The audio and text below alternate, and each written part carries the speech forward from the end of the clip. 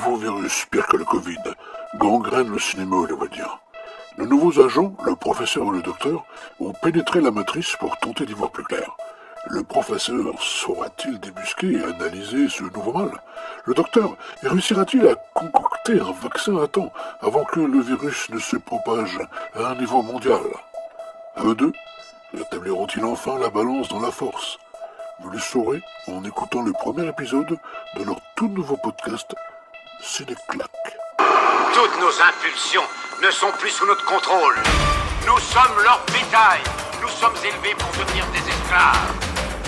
J'ai vécu des expériences troublantes. J'ose pas en parler parce que j'arrive pas à expliquer les faits.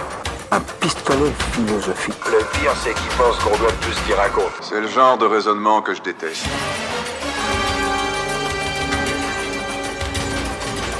Salut professeur. Bonjour docteur.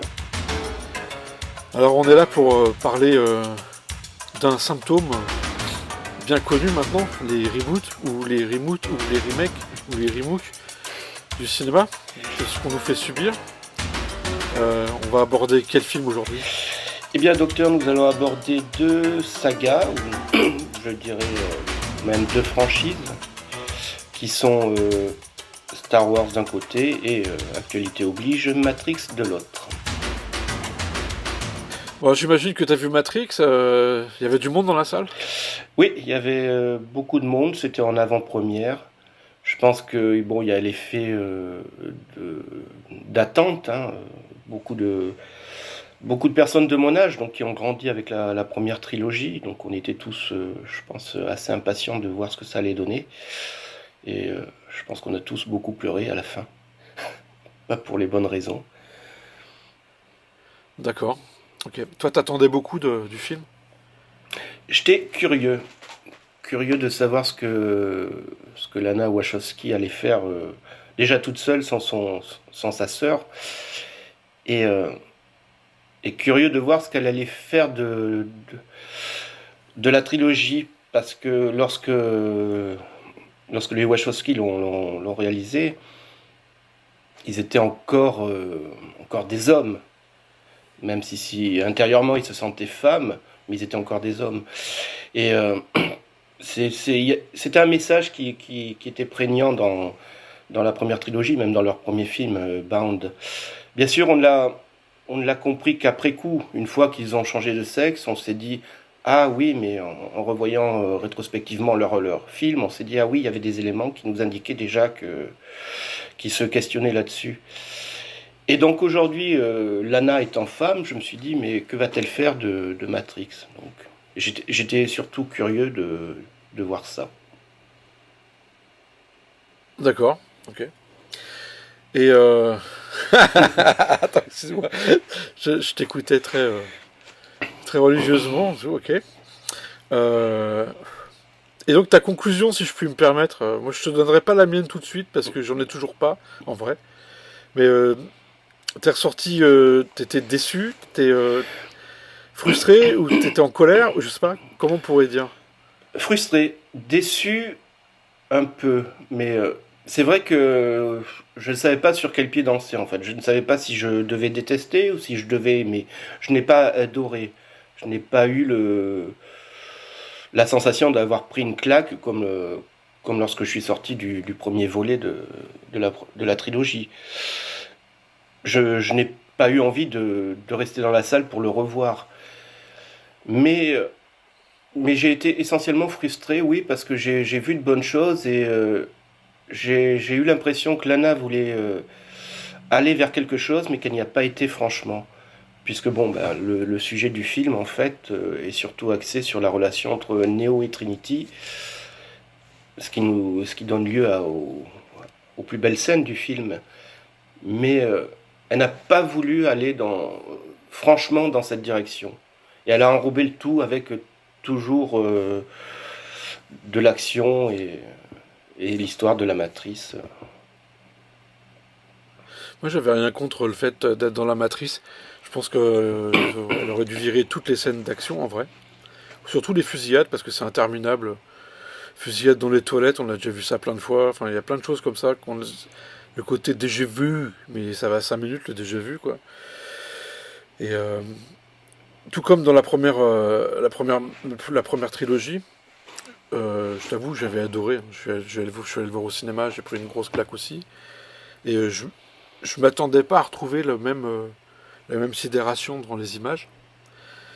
Parce que je pense qu'on retrouve jamais ça. Hein. C'est comme après avoir vu le premier Star Wars quand j'avais 10 ans. J'ai jamais retrouvé exactement, même si on est toujours à la recherche de ça. On est toujours à la recherche de cette première impression, tu vois. Et ce qui m'a embêté là, c'est... déjà dans les vieux Matrix, ce qui m'embêtait, c'est que c'était aussi interminable au niveau fusillade. Moi, ça m'a toujours gonflé en fait, les fusillades, je te le dis. Hein, c'est un truc... la fascination des armes à feu, c'était marrant quand j'avais 10 ans, tu vois. Et puis après, il y a un moment, tu te dis, ok, bon, bah, c'est des scènes obligées. Et alors c'était bien fait, il n'y a pas de problème, c'était dynamique, il n'y avait pas de souci, quoi, mais il y en avait beaucoup. Et en fait, quand je regarde les Matrix maintenant, en général, je les zappe, les scènes de fusillade, parce que je trouve que ça apporte rien. Par contre, je regarde vraiment les scènes de dialogue. Et je me dis que là, pour le dernier Matrix, on a raté un super film romantique, une sorte de quête. Ça m'a fait penser presque à Quelque part dans le temps, le film de Jeanne Oswald avec Christopher Reeves. Très beau film. Il se cherche, quoi. Enfin, je veux dire, il y a un truc, et c'est presque ça, quoi. Et enrobé d'action pour faire venir quand même des teens, parce que c'est quand même Warner qui produit, et puis il faut quand même faire venir des gens, il faut relancer la franchise, parce que là, clairement c'est reparti, quoi. Là, on va avoir, je pense que dans les 2 prochaines années, il y en a 2 qui vont sortir, au moins un. Je ne sais pas. Je suis moins sûr que toi, parce que, bon, déjà, apparemment, le film divise beaucoup. Et je suis pas sûr. Bon, la fin est ouverte, hein, mais moi, ce que j'ai vu, c'est qu'en fait, on n'est pas tellement resté dans le monde réel. Lana est restée dans la matrice. Et à la fin, il y a comme un aveu d'échec, puisque bon, Neo et Trinity ne débranchent pas la matrice. Tout au plus, ils disent que bon, ils vont la colorer, mettre des arcs-en-ciel, égayer un peu tout ça, mais il ne s'agit plus de la débrancher. J'ai l'impression que Lana nous dit bon, ben d'accord, on a essayé de vous réveiller, ça n'a pas marché, alors on va faire avec et espérer que ça aille mieux. Je crois que dans le film, personne n'a envie de se réveiller. Hein. Oui, enfin, c'est dit dedans, quoi. c'est exactement ça, oui. On plonge dans un monde virtuel, les machines aident les humains aident les machines. Après, il y a toujours des gens qui ont des mauvais penchants, quoi. Donc voilà, qui veulent contrôler, mais je pense qu'ils vivent un peu en harmonie, ça se voit, quoi. Je veux dire, qu'est-ce que je voulais dire d'autre par rapport à ça Moi, c'est par rapport aux personnages, parce que le thème de notre discussion, c'était aussi par rapport à une comparaison entre les remakes, reboots, quoi. Oui. Tu vois, j'ai bien aimé le fait qu'on voit pas... Moi, j'ai eu très peur en voyant la bande-annonce, en fait, il y a quelques mois, que Keanu Reeves et puis Carrie-Anne Moss, on les voit que 5 minutes dans le film. Ou alors, soit à la fin, soit ils sont au début et ils meurent. Voilà, quoi. Et puis on passe à autre chose avec des personnages lambda dont on n'a rien à faire et on n'arrivera pas à s'y attacher. Parce que... Après, j'étais très content justement de voir que vu que c'est l'histoire d'amour, ben, ils sont importants et on les voit et on va dire c'est une vraie suite. Contrairement à Star Wars, où ils étaient obligés de ramener Harrison Ford, parce que Harrison Ford c'est quand même le mec qui revient dans des franchises 40 ans après, tu vois. Oui. Il revient dans Star Wars, il meurt, il revient dans Blade Runner, on sait pas trop ce qu'il fout dedans. Enfin voilà quoi, c'est un peu bizarre quoi. Et je trouvais que dans Star Wars ils avaient, enfin dans l'épisode 7 en tout cas, ils avaient tout explosé, tout bidonné, mais par contre c'est le même schéma que Matrix, c'est-à-dire qu'on refait un remake déguisé. Seulement là, on suit quand même des personnages qui nous importent, et dans Star Wars, honnêtement, on en a rien à foutre. Quoi. Je suis pas d'accord avec toi sur le fait que Matrix soit un remake. Pour moi, c'est véritablement une prolongation un prolongement de la trilogie. À l'inverse, Star Wars 7, c'est un reboot, enfin, maintenant, c'est un remake carrément déguisé, oui. Avec, comme tu dis, l'apparition éclair de Harrison Ford, de Carrie Fisher et Mark Hamill pour faire plaisir aux anciens, mais on nous donne des nouveaux personnages pour une nouvelle génération en fait, et il y a une concordance avec les anciens personnages. Ils ont tous des prénoms monosyllabiques par exemple. Après Luke, Han et Leia, c'est Finn, Poe et Rey. Donc tu vois, Tu me Ouais, suis? non, Ouais. mais je vois tout à fait, je vois tout à fait. Et Non, mais c'est aussi le fait de comment, même dans Matrix, moi je vois des points communs dans la mesure où il y a quand même un schéma maintenant des remakes qui se nourrissent d'eux-mêmes, et avec la dimension, maintenant tout le monde dit méta, mais mm. ça s'autocite en fait, sans arrêt. C'est, là par exemple, ce qui m'a dérangé dans le remake dans Matrix 4, ce qui m'a dérangé, c'est tous ces flashbacks intempestifs sans arrêt. Et tout le long du film, c'est pas qu'au début. Au début, je m'étais dit, ouais, on pourrait avoir des images subliminales d'avant. Mais c'est pas vraiment subliminal parce que ça dure Non, quand même on les voit, une ou oui. deux secondes à chaque fois. Mm. Et c'est pas subliminal. On aurait pu avoir des flashbacks subliminaux. Et par exemple, l'agent Smith, waouh, quand on voit l'acteur qui le remplace et qu'on voit un flashback de l'agent Smith, tout de suite, t'es dans le regret. Tu te dis, ok, quoi qu'il se passe, on n'aura jamais Hugo Weaving, quoi. Oui. Et, qui faisait vraiment partie, qui était un des trois personnages principaux, qui faisait vraiment partie du casque, qui était la matrice en fait, quoi, qui était ça, quoi. Et tu dis je l'aurais pas. Donc en fait le film, moi pour tout te dire, j'ai bien aimé, hein. J'ai bien aimé le voir. Après, est-ce que j'ai bien aimé le film, je sais pas, mais en tout cas j'étais content de le voir au cinéma. Parce que voilà, tu retrouves des trucs, des ambiances, des machins, mais c'est un peu le doudou aussi. Et puis dans l'histoire, il y a des choses qui m'ont vraiment plu, pareil, quoi. Pas, comme pour toi, voilà, c'est à peu près la même chose. Mais il y a des choses qui m'ont fait sortir du film en permanence. Tout comme quand j'ai vu le dernier Spider-Man, j'ai pas arrêté de sortir du film. Et pourtant, c'est un bon spectacle, c'est rigolo. Après, qu'est-ce qui va m'en rester dans 2 mois, j'en sais rien, toi. Mais il y a toujours ce côté excitation qu'on voit là. Neo s'envole à la fin avec... Oh, j'ai spoilé. Avec Trinity. Que je m'en fous, on va spoiler comme des gorées, quoi. Non, c'est même l'inverse, hein, c'est Trinity qui... Oui, c'est elle. Mais je t'avoue qu'au début, j'aurais même pensé à une inversion des personnages. J'aurais même pensé, parce qu'on pouvait tout penser, Ouais. que Neo c'était Trinity, que Trinity Ah, c'était Neo. ça aurait été intéressant. Ça aurait été... Ouais, ça serait allé plus loin, ou comme on aurait pu aussi penser que Keanu Reeves aurait été Keanu Reeves. Voilà, enfin moi, j'aurais tellement aimé ça, qu'on soit allé vraiment loin dans le vertige, et qu'on voit Keanu Reeves chez lui... en train de lire le scénario de Matrix 4 et qui demande pourquoi on y retourne, et voilà, quoi. Et puis, Lana, si tu nous Avec- écoutes, le docteur a plein d'idées pour la suite de Matrix.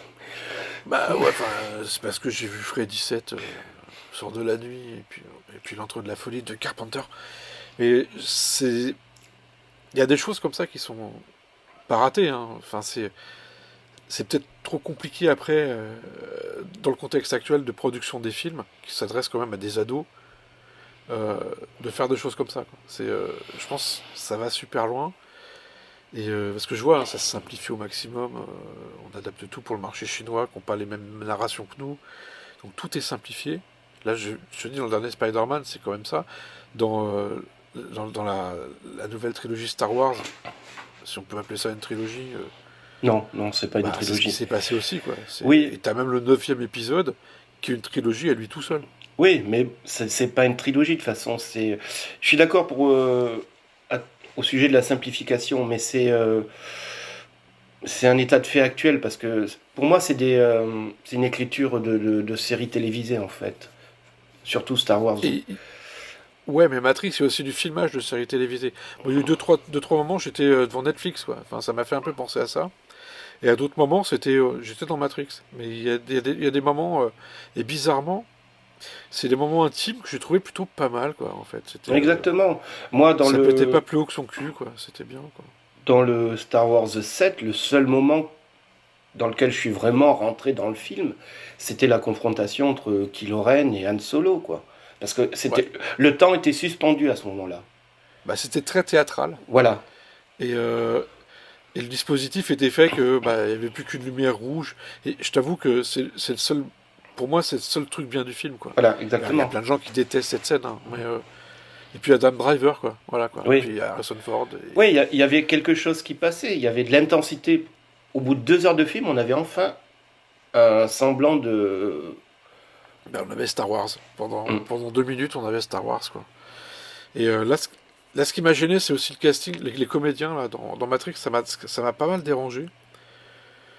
Parce que, toi, l'acteur qui fait Morpheus, j'ai pas trouvé qu'il était particulièrement charismatique. Il a du Et style, Laurence c'est Fishburne tout, l'était. mais... Ah non, c'est pas parce que t'habilles un gars en orange qu'il a du charisme. Hein. Enfin, genre, c'est. Mais j'ai pas compris pourquoi, en fait, ou peut-être que j'ai cligné des yeux à ce moment-là, j'ai pas compris pourquoi on avait un nouveau Morpheus, en fait. Parce qu'à un moment donné, quand on rentre dans Io, on voit la statue de Morpheus. Alors pourquoi on en a un autre qui s'appelle aussi Morpheus? J'ai pas tout saisi à ce moment-là. Ouais, pareil. Il y a quand même des choses qui sont un peu. Peut-être guidées par le marketing de chez Warner, comme on voit dans le film. Quoi. Enfin, tu vois, je sais pas. C'est peut-être aussi pour mettre sur des affiches. Je sais pas, il y a peut-être ça aussi. Et je vois pas le niveau de concession de Wachowski par rapport à la production, mais elle a dû faire des concessions de toute façon, quoi. Parce que je trouve que le personnage n'apporte rien. Non. À part remaker un peu le premier, où t'as Morpheus qui vient chercher Neo. Et on perd beaucoup de temps quand même au début, je trouve. Alors, est-ce que ça s'adresse à ceux qui n'ont jamais vu Matrix? J'allais te poser la question, en fait, à qui s'adresse le film? Bah, moi, je me pose la question pour tous les films maintenant, en fait. À qui on parle? Tu vois que ça peut être Star Wars, ça peut être même Dune, hein, Dune aussi, parce que est-ce qu'on s'adresse à ceux qui ont lu le bouquin, ceux qui ont vu les films d'avant, je sais pas. Et en fait, on est toujours dans l'autoréférence aussi, toi. Il y a eu les séries comme Stranger Things à qui on s'adresse, bah, aux jeunes, ouais, ok, aux adultes, ouais, ok, bon. Je pense que c'est bizarre et je pense qu'il n'y a pas grand monde dans le cinéma actuel qui s'adresse à un spectateur. C'est-à-dire, genre, je vais te raconter une histoire, gars. Toi, voilà, tu vas essayer de comprendre, de rentrer dedans. Non, il faut toujours une sorte de facilité quelque part. On va te remettre un personnage qu'on a déjà vu, par exemple, dans la suite de Blade Runner. Dès le moment où on voit Harrison Ford revenir, mais pour moi, le film était terminé, quoi. Pendant 1 heure, on m'a montré un personnage que j'ai trouvé hyper tragique, le robot, là, comment il s'appelle, Ryan Gosling, tu vois. C'est un personnage tragique, qui a des rêves, qui est pas humain, mais qui est une sorte d'écho d'humain, qui est amoureux encore plus un écho, puisqu'il y a d'un hologramme. Et j'ai trouvé que ça allait bien, quoi. Il y avait une sorte de désespoir, et d'un coup, il y a Harrison Ford qui revient, quoi. Ça pour dire, coup de coude, regarde, c'est Harrison Ford, tu vas retrouver ton histoire. Et en fait, j'en avais rien à foutre. Et je me suis retrouvé à la fin avec un film qui était beau, formellement, qui était joli, qui était bruyant, avec Hans Zimmer. Et j'en avais rien à péter à la fin, quoi. Alors que j'ai bien aimé la première heure. Et les Star Wars, c'est un petit peu ça aussi, quelque part. T'as un parfum, des trucs que tu connais, on te dit sans arrêt, ouais, regarde, c'est tout ce que t'aimes. Et là, le Faucon Millenium, super et tout. Et t'as vu comment ils l'ont fait revenir dans l'épisode 7, le Faucon Millenium? Oui, non, mais l'épisode 7, nous demande vraiment une suspension d'incrédibilité, comme on dit, mais énorme.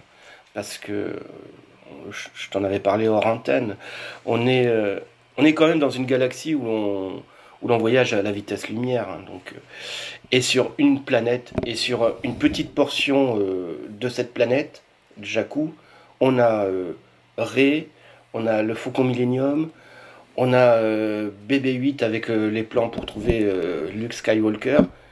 Donc, faut arrêter, quoi. Et le Faucon, quand il s'en empare et qu'il s'envole dans la galaxie, sur qui il tombe?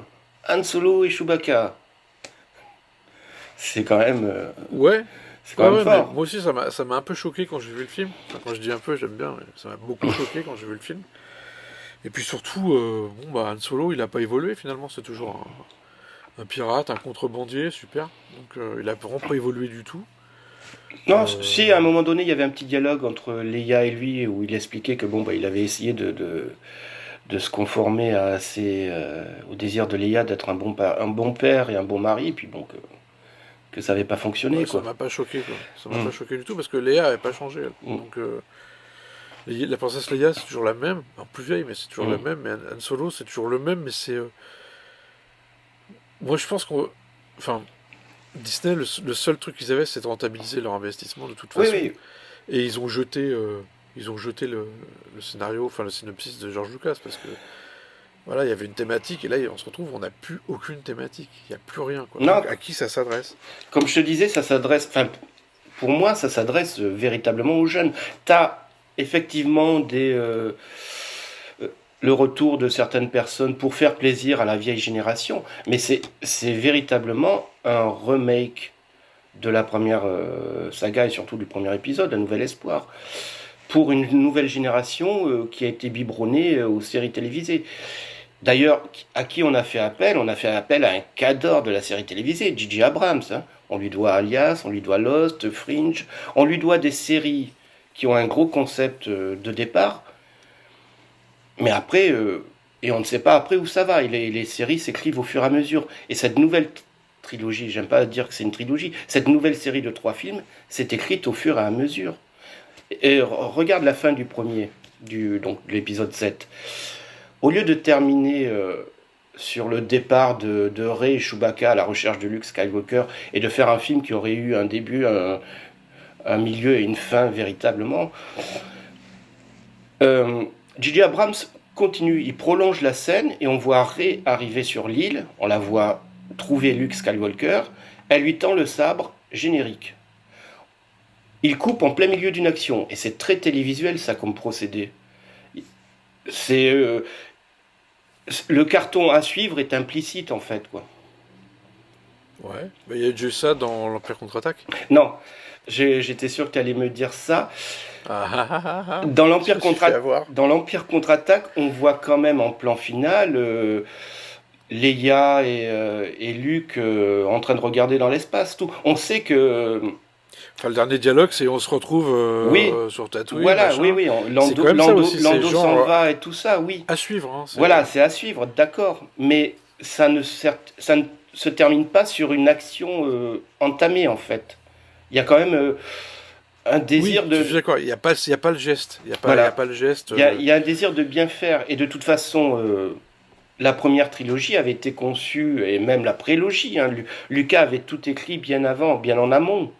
Ici, ces 3 films, Star Wars 7 et 8 et 9, ont été écrits au fur et à mesure. Ce que j'adore, par exemple, c'est que quand on reprend donc l'épisode 9, c'était qui, Rian Johnson, c'est ça, le réalisateur ou... Ouais, je sais plus. Voilà. Donc, quand le réalisateur reprend ce film, parce qu'en fait, c'est lui qui l'a écrit, donc il n'y a pas de coordination. Hein, c'est chacun a écrit un petit bout de son film. Il reprend la scène avec Rey qui tend le sabre laser à Luke qui prend le sabre laser et qui le balance à la flotte. Moi, ça m'a fait rire parce que je me suis dit, tiens, prends ça dans ta gueule, J.J. Abrams. Non, moi, ça m'a pas fait rire parce que je venais de payer ma place et j'étais avec mes potes et on s'était levé super tôt pour aller au Max Linder un dimanche matin, tu vois. Et voilà, ça m'a gonflé. Je me suis dit, ok, on part là-dessus.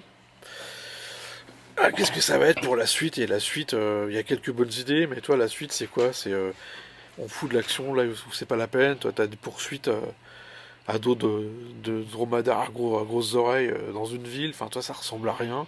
Il y a toute une partie du film qui ressemble à rien. Ah oui, d'où la partie du film, c'est Galactica, le deuxième épisode de la série. La scène dans l'espèce de Las Vegas intergalactique, là, c'est affreux, quoi. On voit rien du tout, quoi. C'est ça le pire, c'est que ils auraient pu au moins profiter du décor, et c'est juste un décor. C'est un arrière-plan, ils auraient pu faire ça en CGI, ça serait passé aussi bien, il n'y a pas de problème. Là, en fait, on voit rien. Ils se fait plaisir. On voit que dalle, il se passe rien, et ils se retrouvent en prison avec un type qui va les faire sortir de là, qui pouvait sortir lui quand il voulait aussi. Enfin, voilà, ça m'a vraiment gonflé, quoi. Ça m'a gonflé, je me suis dit, on s'adresse à des gamins de 7 ans. Exactement. Ça m'a énervé, quoi. De toute façon, quand on regarde les 3 films, qu'est-ce qui se passe? Ils ne font que courir, les personnages ne font que courir pour échapper à l'Empire, et ils ne font que se battre, et c'est toujours la même chose, quoi. Il n'y a pas d'histoire, il n'y a pas de scénario. C'est... Non, avec du regret, en fait, parce qu'il y a des moyens, il y a beaucoup de moyens derrière. Mais par exemple, j'ai adoré ce qu'Abrams avait fait avec Star Trek. Oui, moi aussi. Alors je suis pas comme les fans de Star Trek quasi religieux. Je connais Star Trek depuis que je suis gamin, j'adore, j'ai tous les films, j'ai vu quasiment toutes les séries et tout. Mais je suis pas un intégriste de Star Trek. Du coup, moi, ce qu'il a fait Abrams, j'ai trouvé ça super adroit. Voilà, tu crées une autre timeline, autre chose. Et ce qu'il a fait Star Trek, enfin, à l'époque, il a fait Star Trek parce qu'il s'est dit, je pourrais jamais faire Star Wars, donc je vais mettre un peu de Star Wars, c'est-à-dire le côté épique et tout, dans Star Trek.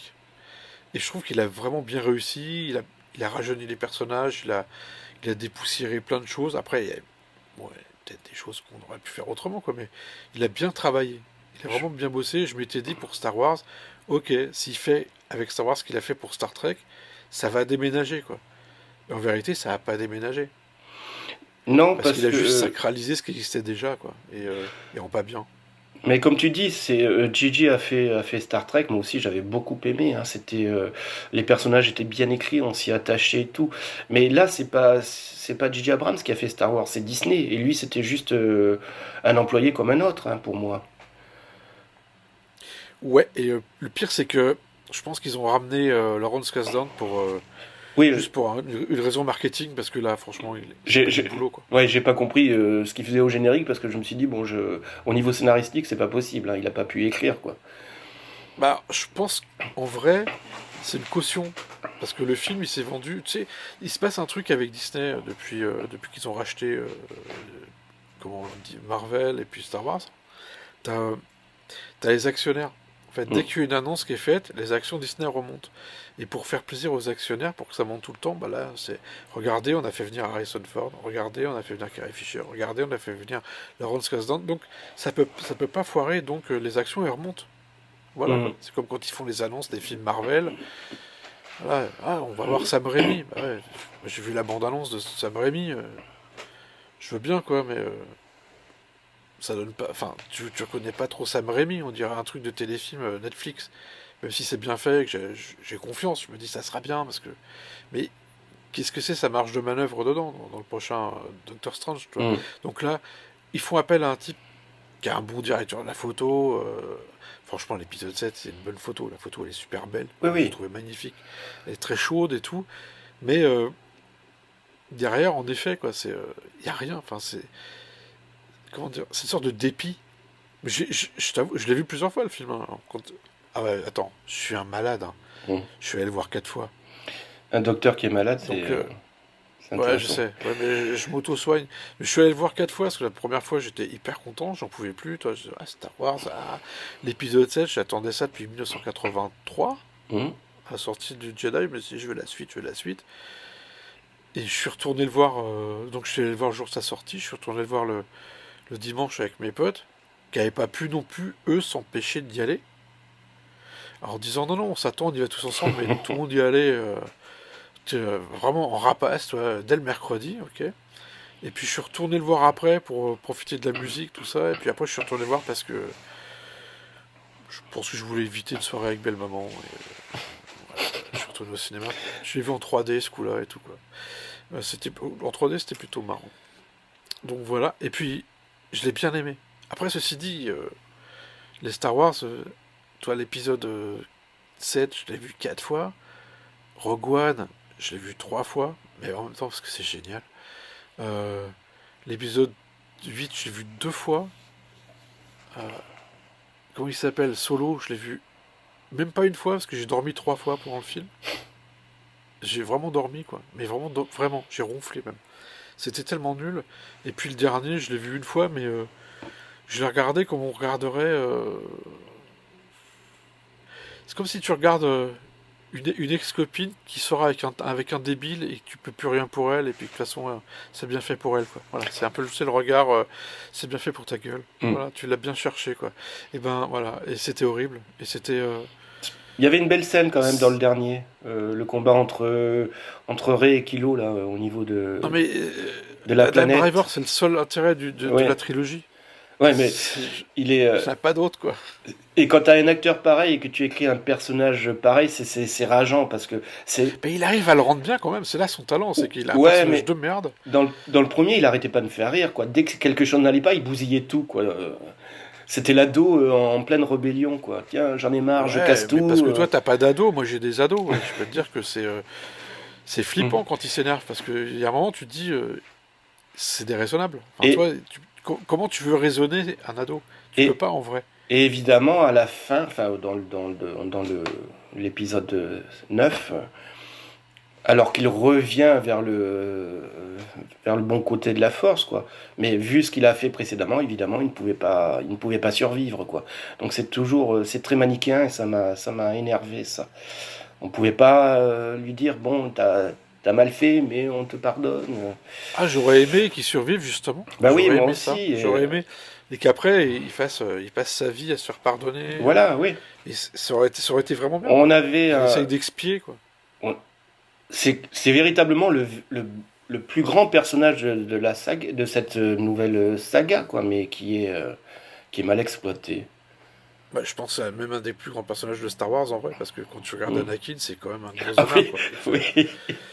Anakin, c'est quand même le mec qui fait des choix pourris, mais à tous les niveaux, il est nul. Enfin, je veux dire, il est vraiment pas attachant, hein. Il est vraiment mauvais, quoi. Ouais, mais ça, c'est parce que Et, c'est aussi un problème de casting, hein, parce que bon, un autre acteur aurait Non, peut-être non, non, non. rendu Anakin plus Non, sympathique. mais dans son écriture, même, Anakin, enfin, c'est pas Luke. Luke, il fait des choix, c'est la différence.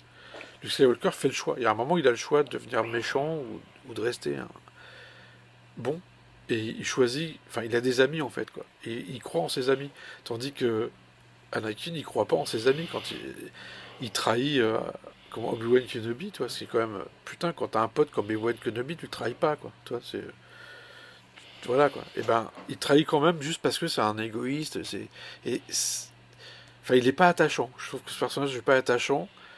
Et c'est à la fin qu'il se rend compte de tout ce qu'il a raté. Il a un peu raté sa vie, Dark Vador, quand même, quand tu regardes bien. Oui, carrément, mais si, il aurait pu être attachant, comme tu dis. Bon, il y a un problème d'écriture, certainement, mais parce qu'au final, c'est un personnage tragique dès le départ, quoi. C'est un esclave qui est séparé de sa mère très jeune. Il Ouais, a, enfin, j'ai pas ressenti ça comme ça dans le il film, a, parce que quand il est esclave, il s'amuse quand même bien, tu vois. oui, oui, Il d'accord, se fait pas trop taper dessus, et mais en fait, c'est un gamin qui va pas à l'école, qui a un boulot, quoi. Tu vois. C'est pas vraiment un esclave non plus, dans le sens où il est pas tu le sens pas en souffrance physique ou autre chose, quoi. Il vit dans un truc pauvre, et il est retiré de là pour aller chez les Jedi. Excuse-moi, c'est quand même oui, pire comme destinée, d'accord, quoi. d'accord, mais sans sa mère. Et pour lui, Oui, sans sa mère. ça a été une cassure, une déchirure. Et quand il la retrouve, bah, elle meurt dans ses bras. La scène est mal faite, le comédien est à chier, c'est sûr, mais ça aurait pu être véritablement le moment qui explique pourquoi il sombre dans le côté obscur. Ça devait être pour moi le moment pivot de cette trilogie, quoi. Bah, ça l'est, mais Mm. ça l'est parce qu'après il trucide tout le village toscane. Donc Oui, mais là aussi c'est mal fait parce qu'il le trucide et on ne voit rien. On entend un peu des cris hors champ et on passe à autre chose. Alors qu'il aurait fallu oui, c'est véritablement... Star Wars, c'est pas un film gore. Oui, d'accord, mais il aurait fallu... Oui, d'accord, c'est Star Wars et c'est pas un film gore, mais on parle d'un personnage terrible. La prélogie devait être axée sur deux choses. Euh, L'ascension de... Enfin, Anakin Skywalker devenant Dark Vador et la prise de pouvoir de l'Empire à l'insu de tout le monde, quoi. Et ça, c'était très bien fait, par contre. Mais... et par rapport à ces deux thèmes, le film aurait dû être plus sombre, plus noir, plus grave. Et la colère d'Anakin lors de la mort de sa mère aurait dû être filmée. Parce Oui, je suis d'accord. on ne, Anakin ne fait pas peur, même quand il sombre dans le côté obscur. On a envie de le baffer plus qu'autre chose, quoi. On aurait dû en faire un personnage terrifiant quand il sombre dans le côté obscur. Ouais, ben là, ça rejoint Kylo Ren dans l'épisode 7 de ce que tu dis. C'est-à-dire qu'en fait, c'est une sorte d'ado coléreux qui gère pas ses émotions. Quelque part, c'est presque cohérent, tu vois. Mais Anakin, ouais, sauf que là, c'est parce qu'ils l'ont raté. Parce qu'en vérité, il a ses dilemmes, c'est des dilemmes à deux balles, quoi. Enfin, je veux dire, il pourrait. En fait, son problème, c'est qu'il fait confiance à personne. Le seul à qui il faisait confiance, c'était Qui-Gon Jinn. Oui. Et il se retrouve avec Obi-Wan Kenobi, qui est quand même. C'est un peu une grand-mère à moustache, Obi-Wan Kenobi. Il est pas hyper rigolo, même s'il est sympa, il est pas très rigolo, quoi, tu vois. Il arrête pas de lui dire, ouais, tiens-toi bien, perds pas ton sabre, mets ta serviette. Enfin, tu vois, c'est quand même ça qui se passe dans l'épisode 2, quoi. Mais, ouais, il fait confiance. Moi, j'ai pas compris le fait qu'il fasse pas confiance aux gens. Enfin, j'ai bien compris que les Jedi, c'est des débiles. Ils comprennent rien à ce qui se passe. Enfin, j'ai halluciné, quand même. Moi, j'avais imaginé les Jedi comme des gens assez sages et tout, tu vois. Le fantasme de gamin, tu te dis, ouais, il existe. Enfin, voilà, les Jedi, forcément, sont sages. Et puis, en fait, tu t'aperçois que non. C'est une bande de vieux croutons qui sont assis en cercle, toi, qui font un conseil qui sert pas à grand chose. Qui-Gon Jinn, il est pas vraiment comme eux, il est un peu sur la corde, toi. Il est à la limite, mais du coup il est pas hyper accepté, il n'est pas pris au sérieux, parce que ça c'est comme ce qu'on voit dans l'épisode 1. Alors qu'en vérité, c'est quand même lui qui a raison sur tout le reste, je trouve. Et c'est lui qui perçoit les choses. Et ouais, j'étais assez déçu. Après, Anakin se retrouve là-dedans. Comment dire ouais, c'est peut-être aussi parce qu'il est mal joué, le personnage, je sais pas. Mais de toute façon, George Lucas, ça a jamais été un grand scénariste au niveau des dialogues, hein, de toute façon, quoi qu'il se passe, quoi. Non, Mais en tout cas, ouais. non, en tout cas, le premier film, Un Nouvel Espoir, fonctionnait très bien. Et en y repensant, je me suis dit, ça fonctionnait justement parce qu'il y avait cette simplicité au niveau scénaristique. On s'embarrassait pas de complexifier les choses, quoi. L'histoire était très basique et elle nous prenait elle nous embarquait jusqu'à la fin. Et quand on compare à l'épisode 7, qui est donc véritablement un remake déguisé, ben, l'histoire n'est plus simplifiée, quoi. T'as plein de choses qui viennent se coller à la trame principale alors que ça ne sert à rien, juste. Et pour moi, elle est complexifiée artificiellement complètement, quoi. voilà. Et pour moi, c'est comme si, ben j'en reviens à cette écriture télévisuelle. On met des pistes qui peuvent être comme des portes de sortie. Si on a un problème ou quoi, on peut se dire, ah ben tiens, il y avait ça on avait fait ça dans cette scène, on peut aller dans cette direction, ou on peut aller dans celle-là. On peut aller dans n'importe quelle direction parce qu'il n'y a pas de trame. Et ouais, c'est une formule. c'est comme C'est des trucs de scénaristes de séries télé. Voilà, et c'est comme les personnages. Dans Un Nouvel Espoir, tu avais, que ce soit Luke, Leia et Anne, ils avaient un comportement qui était lié, et on le sentait, à leur éducation, à leur environnement, à leur grade. Ici, si tu regardes Finn, Poe et Rey, moi ce qui m'a choqué, ce qui m'a frappé, ce qui m'avait pas frappé la première fois, c'est que c'est des acteurs avec des dialogues de sitcom. Ils sont toujours à faire du second degré, à se lancer des pics. J'attendais presque les rires préenregistrés derrière, quoi. Mais ça, c'est les limites de J.J. Abrams. Par exemple, Finn, pour moi, c'est même au niveau vestimentaire, avec son blouson et tout, j'ai l'impression que c'est un acteur qui sortait de Friends ou de How I Met Your Mother. Moi, je trouvais que Finn c'était... au début, je me suis dit, ok, c'est le premier qu'on voit, en fait, dans le film. Et je me suis dit, on va s'accrocher à lui, et c'est lui qui va nous guider dans ce nouvel univers. Puis en fait, il ne nous guide pas beaucoup. Non. Et surtout que Poe était censé mourir après le crash, et ils ont gardé le personnage parce que l'acteur était bien. Et ils se sont dit, on va pas le tuer. C'est tout le contraire de Obi-Wan Kenobi, qui devait pas mourir à la fin de l'épisode 4, et qu'ils ont tué parce qu'il servait plus à rien. Seulement là, Poe, en vérité, il servait à rien derrière. Tu regardes, il sert que dalle. Et ils l'ont gardé. Enfin, il y a un tour d'improvisation qui est incroyable là-dedans, même par rapport à un budget pareil. Enfin, j'ai pas trop compris, quoi. Exactement, même dans leur rapport, on ne sait pas. Comme tout est laissé, je dirais en suspens, parce que même les scénaristes ne savent pas. Donc, et comme je te dis, ils peuvent prendre toutes les directions. Alors, on ne sait pas si c'est Poe ou si c'est Finn qui aime Rey. On ne sait pas si c'est pas Poe qui aime Finn et.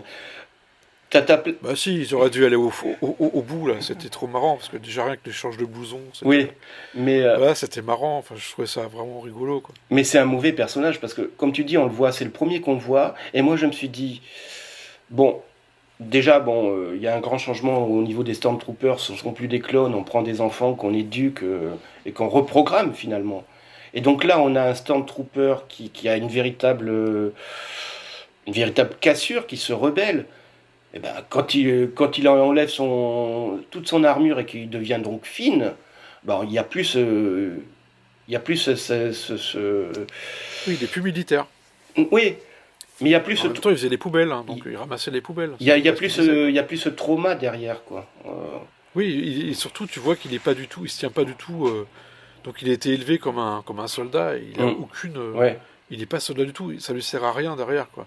Sauf à un moment quand il prend Oui, c'est un peu se battre, parce qu'à la fin, quand même, il se démerde pas trop mal. Moi, avec un sabre laser, je ferais moins bien que lui. Honnêtement, déjà, je me coupe tout de suite, quoi. Tu vois.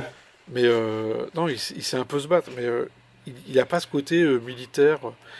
Il aurait pu être justement être un peu coincé, découvrir des choses. Mais il n'a pas le temps, parce que le scénario, après, en fait, il fait que de courir.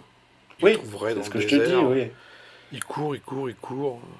Il trouve le Faucon Millenium tranquillou. Oh, il est là, Ouais. sous une bâche. Ah, ah. Pourquoi pas la DeLorean de Retour vers le futur, toi. On n'était plus à ça près, quoi. Oui. Mais moi, j'ai trouvé, justement, par rapport, pour revenir sur Matrix, je trouvais que dans Matrix, il y a des nouveaux personnages sur le nouveau Smith. Bon, l'acteur est nettement moins charismatique. Après, au début, là, je me suis dit, mais pourquoi ils nous remettent Smith? Parce que Smith, je m'étais dit, ça va être leur Kylo Ren encore. Enfin, toi, voilà quoi. On fait un simili. Et puis, bon, c'est expliqué. C'est ce que je me souviens. Putain, c'était avant-hier, déjà avant-hier. Mm. De ce que je me souviens, c'était que Neo peut pas exister sans Smith, tout ça. Voilà, quoi. Ok, ils sont condamnés. Donc, ils sont condamnés à se protéger l'un l'autre tout le temps, finalement, quoi. Donc, c'est plus un antagoniste. Je l'ai Moi, c'est pas, ce que j'en ai retiré, quoi. je l'ai pas vu comme ça, enfin, mais c'est un peu compliqué aussi, mais j'ai cru C'est son double comprendre. maléfique, c'est son doppelganger, Oui, quoi. Enfin, c'est, ça c'est clair, mais j'ai cru comprendre que finalement Smith avait adoré cette individualité que Neo lui a donnée finalement à son insu, quoi. Donc, et qu'il voulait continuer à exister en tant qu'électron libre. oui, enfin, à la fin, il vient le sauver, quand même. Oui, C'est Smith qui vient. oui, oui, Il vient le sauver. Tu vois, c'est... c'est vrai, c'est vrai. Ouais, ça m'a quand même fait un peu mal, tu vois. Je me suis dit, ok, on change l'acteur, mais on change le personnage, quoi. Il y a même plus ce côté méphitique. Parce que, ouais, bon, il y a des pauses, je parle très lentement. Ok, il y a tout ça, c'est sympa. Mais, ou alors, je sais pas, problème avec l'acteur, je sais pas. Mais c'est là aussi que j'ai trouvé une écriture un peu de série télé, on va dire. C'est que les personnages vont. Enfin, ça rejoint ce qu'on se disait au début. En fait, c'est pas l'essentiel du film. C'est pas les scènes d'action, c'est pas tout ça, quoi. Et, moi, je regrette qu'on ait pas eu un Matrix sans trucage. Oui, oui, oui, on aurait dû. Lana aurait dû se focaliser réellement sur Neo et Trinity. On en parlait hors antenne hier. L'une des plus belles scènes pour toi comme pour moi, c'était la scène dans le café. Il ne se passe rien, tu as les deux acteurs qui discutent. Et deux acteurs qui nous amènent dans leur univers, tellement ils sont beaux à regarder, ils sont beaux à écouter, et on a envie de rester là avec eux. Non, vous levez pas, Ouais, attendez, recommandez quelque chose, restez. ouais, mais d'ailleurs, il y a deux, trois choses. Enfin, il y a une chose qui m'a vraiment embêté là-dedans, c'est. Il parle, il dit qu'il répare des motos, et là, on voit des images de motos. Et là, je Oui, me suis dit, mais what? Mais qu'est-ce que c'est? Des trucs à la Top Gun, avec coucher de soleil et tout. Enfin.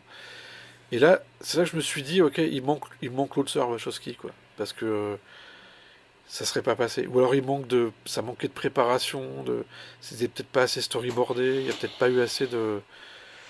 Artistiquement, c'est vachement différent. Déjà, la photo est tellement différente, elle est plus charbonneuse, il y a plus tout ça. ah, on n'est plus dans les tons verts et métalliques de la première trilogie. Mais si tu te souviens de la fin de Matrix Révolution, donc du troisième, c'est comment elle s'appelait, Siri, non? La petite gamine finalement qui repeint la matrice avec des couleurs chatoyantes. Donc on est, comme je disais tout à l'heure, on est dans un prolongement. On a une nouvelle matrice avec des nouvelles couleurs, mais c'est justifié en fin de compte. Donc moi, ça ne m'a pas choqué, ça. Non, non, ça m'a pas dérangé parce qu'en plus l'image était. Enfin, moi je l'ai vu dans une version assez parfaite. L'écran était bien grand et tout. Il y a des passages quand ils sont dans l'atelier et que tu as les étincelles qui sont quasi arrêtées. Enfin, il y a vraiment un côté merveilleux. Il y a pas de. L'image était d'une finesse incroyable. Les éclaboussures, tu voyais chaque petite goutte. Enfin, des choses que le cinéma avec le grain pouvait pas apporter avant. On peut faire ressortir des choses, une sorte de limpidité. Qu'il y avait. Bah, la matrice, elle est passée en HD hein, en même temps. Voilà quoi. Oui. C'est aussi ça quoi. Mais ce qui m'a dérangé, ouais, c'est le fait que les combats se passent dans. Moi, franchement, je te disais hier, quand on s'est parlé, t'as 40 personnes dans 30 mètres carrés, quoi. c'est compliqué de faire des grosses bastons. Et il y a un moment, il y a un plan qui m'a vraiment dérangé quand ils sont dans le café, ou je sais plus où ils sont à la fin. T'as un pilier qui vient couper l'image en deux. T'as un pilier dans l'image, quoi. Alors, je sais pas, est-ce que visuellement, on nous met des choses qui nous gênent pour nous faire comprendre que c'est malaisant, je sais pas trop. Et ou alors, est-ce que c'est juste, j'ai posé ma caméra et je m'en fous, toi. Non. Et dans la rue, ça se finit en film de zombies quand même, quoi. Oui, On oui. est carrément on est dans un film de zombies. Oui, parce que bon, Lana, Lana tirait à boulet rouge sur tous les geeks et fans de Matrix. Elle en a fait des zombies. Pour nous dire que... Enfin, moi, c'est ma conception. Pour nous dire qu'on n'avait rien compris du tout. Mais pour les combats, comme je te disais, pour moi, tout ça, c'est justifié parce que c'est une réalisation un peu à l'arrache. On n'est plus dans la pose, on n'est plus dans les personnages véritablement chorégraphiés dans un univers énorme. On n'est plus dans la matrice de l'architecte. On est dans la matrice de l'analyste ici. Et c'est très important. Parce qu'on n'est plus dans une conception intellectuelle de la matrice. Là, Lana veut aller dans une direction plus intuitive. Et sa réalisation est pareille. Elle est près des personnages. Elle reste près des personnages. Quitte à ce que ça en devienne parfois illisible. Moi, la scène du train, pour moi, c'était du Michael Bay. Par contre, comme je te disais, à la fin, l'une des dernières scènes où Neo et Trinity sont séparés par une foule et essaient de se rejoindre l'un l'autre, j'ai trouvé ça magnifique. Et il y a ce parti pris qui est présent du début jusqu'à la fin du film, qui est de rester près des personnages. Et c'est pour ça que, pour moi, ce dernier Matrix, réussi ou non réussi, n'est pas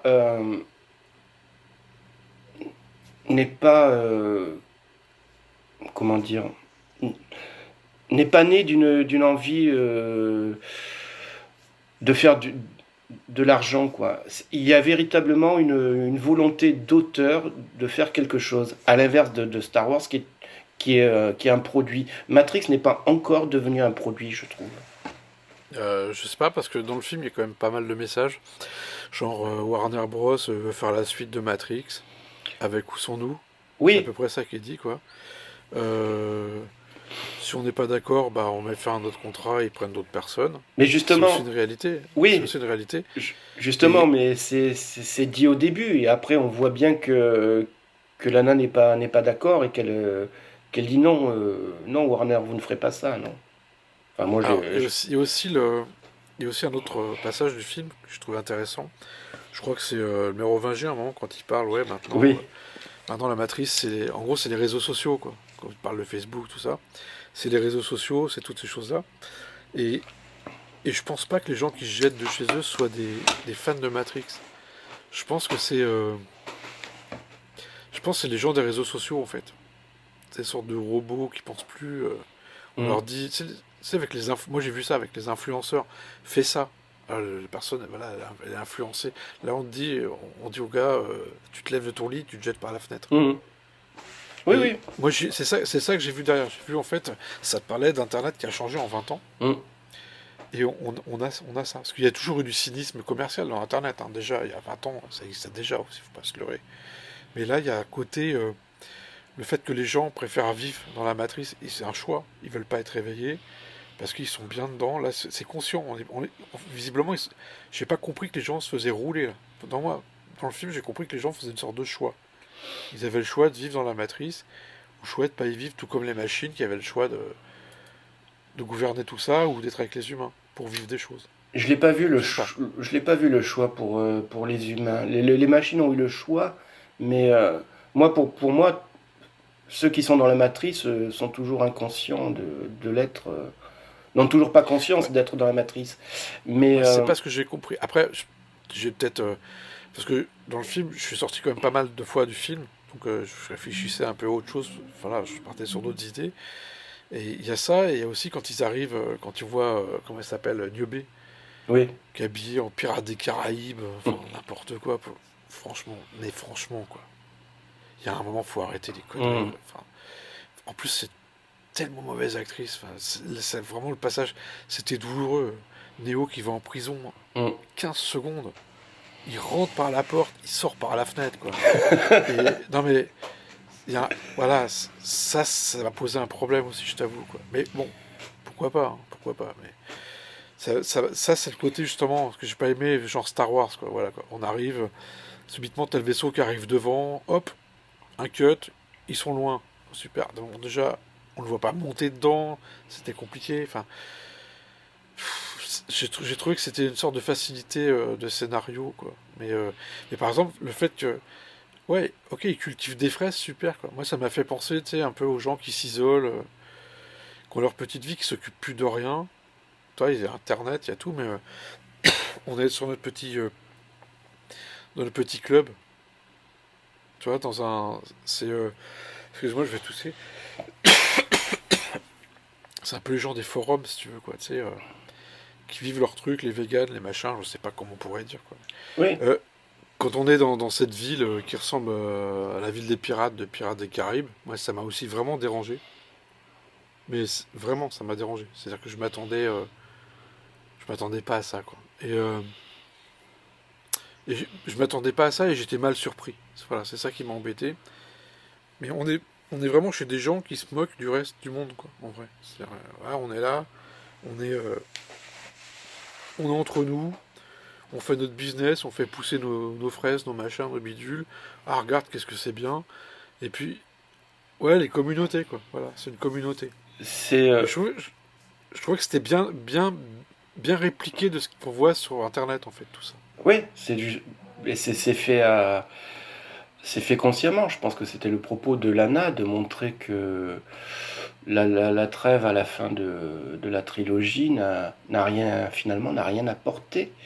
Ils sont restés, les humains sont restés terrés, toujours dans le même environnement. Il n'y a pas eu d'évolution, comme tu dis, ils se sont un peu plus refermés sur eux, c'est devenu une caste, mais il y a des dissensions quand même entre eux, entre ceux qui veulent manger les fraises et ceux qui pensent qu'il faut faire autre chose. Et là encore, pour moi, c'est le propos de Lana, de nous dire, on a voulu vous réveiller, mais ça n'a rien changé, vous êtes retombés dans vos travers habituels, quoi. Rien n'est possible. Donc, Neo et Trinity vont faire autre chose ailleurs, quoi. C'est. Bah, en fait, ils vont faire quoi? Je sais pas. Parce que maintenant, ils ont tous les pouvoirs. Oui. Non, mais là, moi, à la fin, je me suis dit, ok, ils s'amusent, ils volent.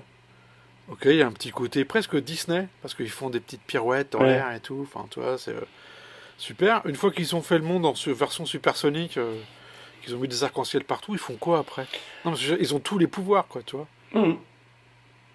C'est des dieux. Bah, ils feront. Qu'est-ce qui va se passer? Ils vont peut-être vivre enfin leur vie. Je sais pas, mais c'est un peu ce qu'elle veut nous dire, je crois. C'est finalement, on est tous dans une matrice qu'on se crée. On est tous, comme dit l'analyste, on est tous motivés. Ce qui nous fait avancer, c'est la soumission et la peur, en fait, alors que ça devrait être l'inverse, quoi. Et au final, ce qu'on peut faire, c'est peut-être trouver sa moitié, son âme sœur, et puis accepter qu'on soit dans une matrice, mais vivre tranquillement. Je sais pas, c'est encore embrouillé dans ma tête, hein, mais Moi, je pense qu'on va forcément vers une suite, c'est obligatoire. je suis pas Obligatoire. je suis pas du tout Et ça sera d'accord. peut-être différent, ça sera peut-être deux téléfilms ou un téléfilm. Parce Je que ça peut être aussi un film produit par Lana Wachowski, puis réalisé par Tom Twinkler, je pense Ouais, qu'il s'appelle, ouais, le gars qui a fait ouais. qui a fait la musique, là. Oui, qui avait fait Et qui ils avait tournent ensemble tout le ouais, temps. voilà, et tout, qui avait il est très possible co-réalisé, qu'ils fassent le prochain. Enfin, moi, je vois pas ce qui pourrait empêcher une production même moyenne. Parce que là, on voit qu'il y a quand même beaucoup moins de moyens qu'avant, quoi, ça se voit. Je veux dire, Oui, parce que l'ambition était autre. Mais je suis pas du tout d'accord avec toi. Pour moi, là, on est en vrai décor naturel. C'était tourné à Berlin. Enfin, tu vois, il y a une lumière naturelle. C'est plus un film 100% studio. j'ai pas l'impression qu'il y aura Tourné en studio, quoi. Pour moi, il y aura pas de suite, il y aura pas de. Autant la première trilogie, c'est vrai qu'il y avait il y avait la création d'un univers qui se prolongeait dans les différents médias. T'avais Animatrix, t'avais le jeu vidéo. Bah là, il y a un jeu là qui est sorti. Hein. Oui, mais évidemment. Et puis ça s'appelle Résurrection, ça s'appelle pas Postscriptum. Mais non, pour moi, j'ai l'impression que Lana a voulu dire ce qu'elle avait à dire et que, à l'image de Neo et Trinity, ben, elle s'en va. Maintenant, vivez votre vie. Moi, je me tire de la matrice ou je reste dedans, mais je reviendrai plus vous voir, quoi. Moi, j'ai pas compris ça, et surtout que enfin, ce qu'ils avaient fait les Wachowski avant, moi perso, Jupiter Ascending, c'est un des plus gros nanars ever. Oui. J'ai pas réussi à arriver au bout de Cloud Atlas. C'est un peu moi, les maquillages, les prothèses, ça m'a vraiment dérangé tout le long du film. Ça m'a vraiment vraiment dérangé. Hein. Et j'ai vraiment de plus en plus de mal avec leur cinéma, quoi. Et là, je trouvais que c'est une autre proposition. J'ai trouvé que qui dit Wachowski dit effets spéciaux, donc elle n'a pas pu s'empêcher de mettre des bastons. Bah, le moment que j'ai préféré, c'est quand tout le monde se jette des immeubles, parce qu'au moins ça transgresse quelque chose qu'on n'avait jamais vu avant. Ça rappelle aussi un peu les gens qui sont, comment on appelle ça? Comment ils appelaient ça là, dans les médias? Les gars qui... Il suffisait qu'ils cliquent sur Daesh et ils devenaient des terroristes. Toi, les conversions express. Voilà, c'est ça. On avait ça, quoi. Tu sais, le délire, c'est jamais express une conversion, c'est n'importe quoi. Mais là, dedans, ouais, il y a ça, quoi. Et j'ai trouvé une certaine transgression par rapport à ce qu'on voit d'habitude. D'habitude, on voit les gens se suicident pas en devenant des bombes dans les films, quoi. Mais comment? J'ai trouvé que le propos, bah, de toute façon, ça parle que d'amour, c'est que ça. Ce qui tombe bien parce qu'en fait, on aime beaucoup les deux personnages principaux. Oui. En tant que spectateur. Mais je trouvais que le reste parasite pas mal, quoi. Ça aurait été deux films différents. Il aurait pu faire un film sur sur Internet, sur tout le délire qu'il y a derrière, et un film sur Neo et Trinity, quoi. Je sais pas. Elle aurait dû faire un film que sur Neo et Trinity, effectivement. Déjà, oui. Ouais, tout à fait. Je pense que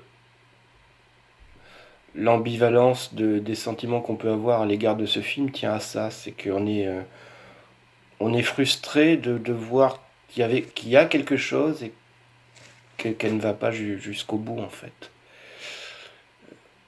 Comme Absolument. tu dis, elle a dû formater son idée aux exigences certainement du studio. Donc, Bah, c'est obligatoire. Il n'y a personne il y a personne qui a la liberté totale. Hein. Il y a peut-être Nolan. Non, il a même plus. Il est parti de chez Warner. mais je pense Il y a personne. Personne ne peut faire ce qu'il veut dans un film maintenant. Je pense qu'elle aurait pu avoir la liberté totale si elle avait, et je pense qu'ils auraient dit oui, Keanu Reeves et Carrie Ann Moss, et si elle avait dit à Warner, moi je veux faire un petit film, un petit budget, hein, à la Bound avec les deux acteurs, et raconter l'histoire de Trinity et Neo, je vois pas pourquoi ils auraient pas signé le chèque. Ça l'aurait pas. Parce que c'est Warner. Tu parles de Warner avant, ça. C'était avant. Quand Warner faisait des films culottés. Quand ils étaient vraiment gonflés. Avoir produit Matrix, c'était être gonflé. Ils prenaient des vrais risques. Et maintenant, Warner prend plus de risques. Parce que Warner, ils se sont mis comme les autres à faire du contenu sur HBO. Et la preuve, les films, ils sortent simultanément sur HBO et au cinéma. Ils prennent plus de risques. Et ça a vraiment, vraiment changé, Warner. C'est plus... Toi, tu vois, quand ils ont pété Justice League, ils se sont dit, oh là là, c'est trop risqué, on va faire un truc pour plaire à tout le monde, voilà, on va courir après Marvel. Warner, ça fait un petit bout de temps que ça a changé, en vrai. Donc je vois pas, à moins de faire une prod comme Roland Emmerich lui fait son film, et il le vend après. Il vend au distributeur. Mais là, c'est une vraie prod Warner, ils sont inclus dedans, on en parle. C'est un petit peu... c'est mise en abîme, toi. On parle des marketeurs, on parle de tout ça. Quoi. D'ailleurs, si j'ai bien noté, je crois que Joel Silver n'a même plus produit le film. Hein. Il est plus. Non, il est pas dedans. Il est pas dedans. Parce que il n'y a pas de maison qui explose. Hein. Voilà. Enfin, Ouais, mais il faut pas réduire Joel Silver à ça non plus, quoi. Je pense qu'il faisait beaucoup. Non, mais lui, il était culotté, il était vraiment Voilà, gonflé. il faisait tampon entre Warner et les Wachowski, je pense. Ah non, mais Comme, c'est un excellent producteur. Enfin, ouais. j'ai rien à dire là-dessus. Voilà, quand tu vois sa filmographie, c'est respect quand même. Restez à l'écoute de Cinéclac. Le professeur et le docteur vont clore ce premier podcast en parlant de l'avenir ou du non-avenir du cinéma hollywoodien. Et ça va faire mal. Nos deux agents, en ayant marre de subir ce qu'on essaie aujourd'hui de leur faire passer comme des films, du cinéma. Enfin, voilà quoi. Et maintenant, il est temps de passer à la conclusion. Le docteur et le professeur vont vous dire ce qu'ils pensent. Enfin bon, ce qu'ils pensent penser. Ou l'inverse. Eh bien, professeur, vous avez certainement des conclusions à nous faire part. Pas forcément des conclusions, docteur, mais disons des pistes de réflexion. Je trouve qu'il était intéressant de comparer ces deux reprises de grosses trilogies qui ont été Star Wars 7 et le récent Matrix, parce qu'il nous permet de voir deux pôles opposés, je trouve, du cinéma hollywoodien actuel. D'un côté, on a quelque chose, un film qui est devenu un pur produit marketing, sans âme, sans scénario, comme on en a parlé. Je veux bien entendu parler de Star Wars, hein. Que ce soit le 7, le 8 et le 9, où à chaque film on recommençait tout à zéro. Mais c'était pas l'intérêt de faire un film en fait, c'était juste Disney ayant acheté la licence Star Wars à George Lucas, il fallait rentabiliser tout ça. Donc, et honnêtement, moi j'ai pris beaucoup plus de plaisir à regarder The Mandalorian que cette dernière trilogie par exemple. Donc à un moment donné, il faut se poser les questions. Mais Disney est en train de brouiller les pistes entre ce qui est du cinéma et ce qui est de la télé. Même avec ce qu'ils font avec Marvel. Maintenant, tout est décliné en film et en série, et quand on va voir un film au cinéma, on a l'impression aussi également de regarder une série parce que c'est formaté de la même façon. Et à l'inverse, pour Matrix, qui divise, certes, alors on peut le trouver bon, on peut le trouver mauvais. Moi, je suis entre les deux, je ne sais pas encore exactement. Mais à l'inverse, je trouve que c'est encore un film d'auteur. Que l'on aime ou pas les partis pris que Lana a choisis, ça reste quelque chose qui vient vraiment d'elle, quoi. Et elle est consciente de ce qui se passe dans le cinéma, puisqu'elle en fait part au sein même du film, hein, au tout début, avec les pontes de Warner qui veulent poursuivre Matrix et tout. Et c'est pour ça que moi, ce film est une déclaration d'échec. Elle sait où va le cinéma, et c'est pas un cinéma qu'elle aime. Et elle en fait part, je pense. Voilà, plus ou moins les conclusions que je tire. D'accord. Pour ma part, je trouve que c'est assez symptomatique. Parce que quand Disney a racheté Lucasfilm, ça doit être en 2012, je crois. Il me semble, je sais plus. Mais je crois que c'est dans ces eaux-là. Ils ont tout de suite annoncé, pour faire plaisir aux actionnaires, ils ont annoncé qu'ils allaient faire des nouveaux Star Wars.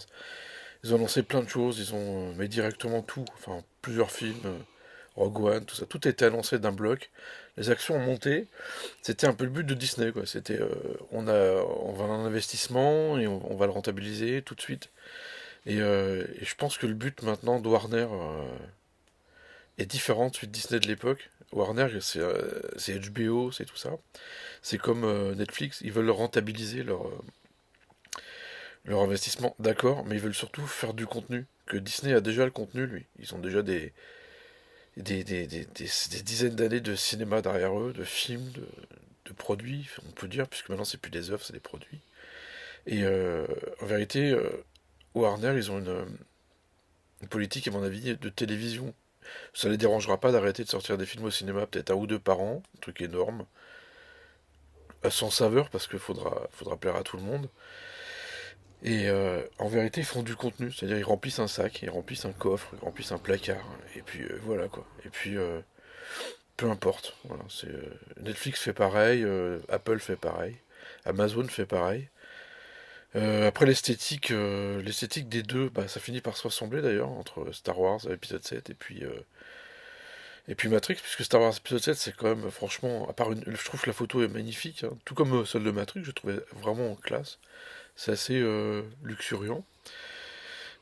Bah, c'est une esthétique quand même de télé, c'est-à-dire au niveau des cadrages, au niveau du remplissage de l'image, on est quand même loin des standards grand écran. En fait, c'est des standards de télé grand écran.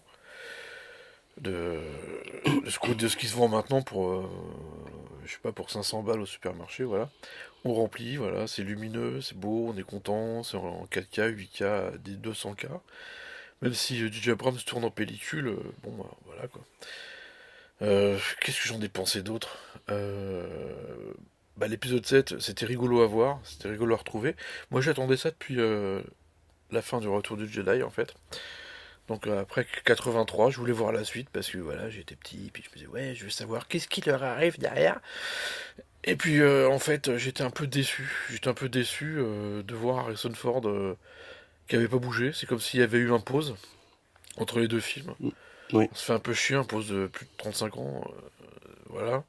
Je sais que Lucas, parce que j'avais acheté Art of épisode 7 là, qui est pas mal, où il y a pas mal de choses que George Lucas avait, des pistes qu'il avait lancées, des thématiques vraiment différentes sur l'héritage, sur tout ça.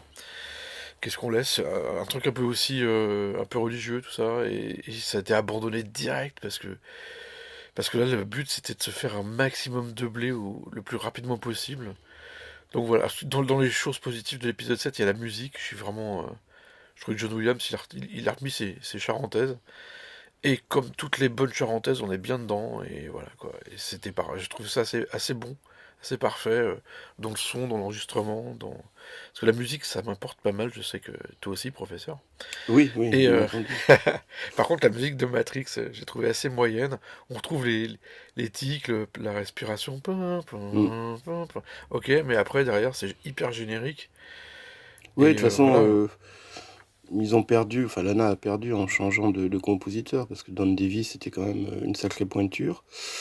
Il avait été orchestrateur chez James Horner, ce qui n'est pas n'importe quoi. Et il avait une écriture, enfin j'en parle au passé parce que je ne sais pas du tout ce qu'il est devenu en fait. Et donc il avait une écriture très complexe, mais véritablement, comment dire, en fait, si on l'écoutait attentivement, on était récompensé parce que c'est vraiment très travaillé. Moi, ça me faisait penser à Elliot Goldenthal aussi, quoi. Je pensais la même chose, tout à fait. C'est des musiques, si on commence à les jouer à quelqu'un, il va nous regarder avec des gros yeux en se demandant si on n'est pas un peu fou. Mais si on s'arrête dessus, c'est grandiose. Et là, Lana a pris, je sais jamais son nom, quoi, son co-réalisateur de Cloud Atlas qui Oui, compose aussi. ils sont deux pour la musique. Ouais. Et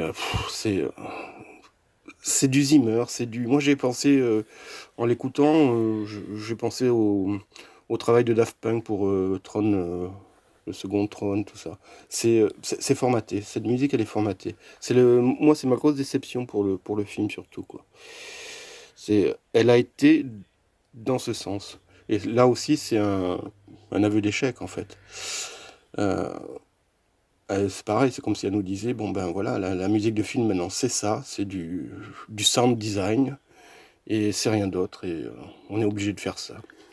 Est-ce que c'est pas aussi une façon qu'on lui fiche la paix par rapport à Warner? Parce que Warner est vraiment présent, puisqu'on en parle vraiment dans le film. Mm.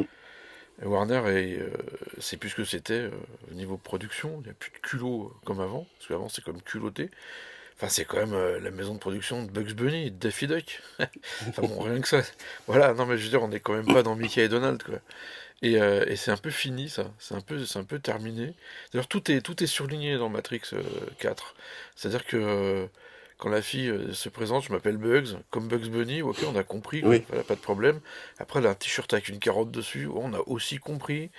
Et il y a quand même tous ces tics de comment... de cinéma pas pour nous prendre pour des idiots, mais pour être bien sûr qu'on a tout compris. Mais il y avait déjà ça quand même avant dans Jupiter Ascending, hein, des Wachowski où tout était répété 3 fois systématiquement. Ouais, mais tu vois, là, je pense que... Enfin, je suis pas entièrement d'accord avec toi.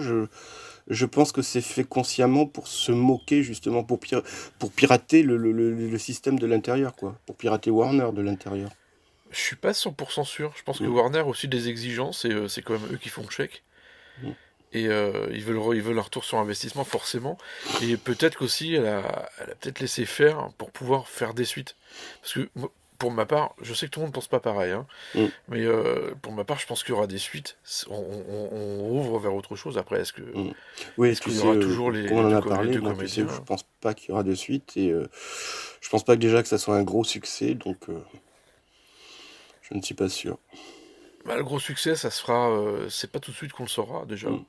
Je pense que c'est après, c'est par rapport à bah, comment ça va aller sur le catalogue HBO, parce que c'est déjà sorti sur HBO aux États-Unis directement. En France, c'est sorti le mercredi et c'était déjà partout Mm.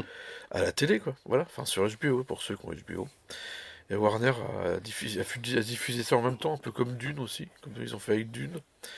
Et ils vont regarder l'impact que ça a, le nombre de spectateurs qu'ils ont. Ils en auront, je pense. Ils sont plus à la télé qu'au cinéma, ça c'est certain. Et je pense qu'il y aura des suites, ou alors ça sera décliné certainement en version téléfilm de luxe. Mais c'est obligatoire qu'il y ait une suite, on reprend pas 20 ans après une franchise. On reprend pas ça comme ça, quoi. C'est pas un post-scriptum. Ou alors ils auraient fait autre chose. Oui, non, Ils je auraient- suis d'accord avec toi que Warner a certainement, évidemment, une idée derrière la tête. Ils se sont pas dit, tiens, on a Matrix, on va en faire un autre film. Oui, ils veulent en faire quelque chose. Mais quand je dis que je pense pas qu'il y ait de suite, je voulais parler au niveau de Lana Wachowski et de sa sœur, bon, qui elle a décidé de plus travailler là-dessus, quoi. Mais s'il y a des suites, je pense pas que Lana sera concernée, à mon avis. Ouais, mais ils resteront producteurs. Mm. Voilà, il y aura toujours ce nom, Wachowski. Oui, mais bon, Et on puis, sait très bien que les mentions comme ça ne veulent forcément pas dire grand-chose, quoi. Donc, ah, mais toi, tu le sais, mais le spectateur lambda, oui. c'est pas. Enfin, toi, tu mets ça sur une affiche en grand, comme il y a déjà eu, par les producteurs de Terminator, Voilà, oui. par ceux Ça, qui c'est ont quand vu ils les ont Dents rien de la d'autre mer. quand ils ont trouvé rien d'autre à mettre sur l'affiche par le producteur de. Ouais, c'est ça, voilà, non mais tout à fait. Et par même le cousin de. Enfin, on peut Oui. aussi faire ça, quoi. Ou des fois, tu as des citations de critiques, mais comme il n'y a aucun magazine de cinéma qui avait apprécié le film, et tu te trouves des trucs genre Femme Actuelle ou. Ah ouais, édifiant, Ouais. merveilleux. Ah ouais, j'aime Une bien autre. ces critiques-là avec un mot qui tape fort, là. Ouais. Ouais, disons, pour finir avec Matrix et puis enfin le rapport entre Matrix, la suite et l'épisode 7 qui sont quand même des reboots, des remakes, reboots, enfin on sait pas trop en fait quoi, Mm. c'est bizarre. Je pense qu'on va aller vraiment de plus en plus vers ça puisqu'il y a la même chose avec le dernier Spider-Man, enfin c'est vraiment c'est aussi une façon de se dispenser de raconter une histoire, c'est-à-dire d'avoir des choses nouvelles parce qu'il y a une paresse qui est de plus, c'est même pas de la paresse, c'est de l'économie en fait. C'est de l'économie et c'est surtout un pari sur la bêtise des spectateurs qui, qui, qui dit, enfin qui fait dire aux boîtes de production, aux majors américaines, et même en France, on va pas s'embêter à faire des bonnes histoires, à risquer de se planter, on va prendre ce qui existe, les gens sont contents, on leur donne des suites, des produits dérivés en fait, puisque le film devient un produit dérivé, Oui, et oui. ils seront contents et ça suffira quoi. Voilà, dans le même état d'esprit, par exemple, dans les années 90, j'avais lu le livre Jurassic Park, et pourtant j'adore ce film, hein, mais Mm. quand j'ai vu le film au cinéma, je me suis dit, mais il manque les 2 tiers du livre, quoi. Et en fait, Spielberg s'était dit, ça suffit, il y a assez d'action pour que le spectateur soit content, Mm. il en a pour son argent. Voilà, bon, c'était un état d'esprit, c'était le tout début, et il y a plus manque de générosité, enfin, il y a plus cette générosité qu'il y avait avant au cinéma. Il y a quelques films, des fois, qui envoient vraiment le pâté, où là, on se dit, ok, ils ont tout lâché, mais sinon, voilà, on se dit, il faut un petit tableau, je pense, un petit tableau avec des cases. On a casé la Mm. case action, la case émotion, la case destruction à la fin, et c'est pour ça que tout se ressemble en fait, quoi. Maintenant, ils sont ennuyés parce qu'il y a le marché chinois qui est visé. Et c'est pas du tout le même type de narration, c'est pas du tout le même type de personnage, on raconte pas les choses de la même manière. Et là, ils sont bien embêtés parce que les Star Wars se sont bien plantés là-bas. Mm. Et c'était fait quand même pour la Chine, pour ouvrir le marché, parce que toujours chez Disney, il faut jamais oublier derrière le cinéaste, il y a l'actionnaire quoi qui est là. Et d'ailleurs, quand ils font leur show trimestriel ou semestriel pour présenter des projets, on voit bien quoi. L'action remonte tout de suite. Il suffit d'une bande-annonce et ça remonte. Et, d'ailleurs, les bandes-annonces, c'est aussi ce qu'il y a tout le temps à la fin des films maintenant. Mm. C'est dans Spider-Man. Il y a une séquence coupée à la fin de Matrix aussi, hein. Je sais pas si t'es resté jusqu'à la fin. Non, non, je suis parti. Pourquoi il y avait quelque chose? Ah ouais, on voit l'équipe de marketing qu'on voyait au début du film. L'équipe de marketing qui a une super idée géniale. Ils veulent faire un Matrix avec des chats. Ça s'appellerait 4X. Ouais, enfin Je, voilà, en fait, je suis pas resté parce que bon, je l'ai vu en avant-première, il était tard, le lendemain je travaillais. Et puis je me suis dit non, elle ne rentrera pas dans ce gimmick de la scène post-générique, donc...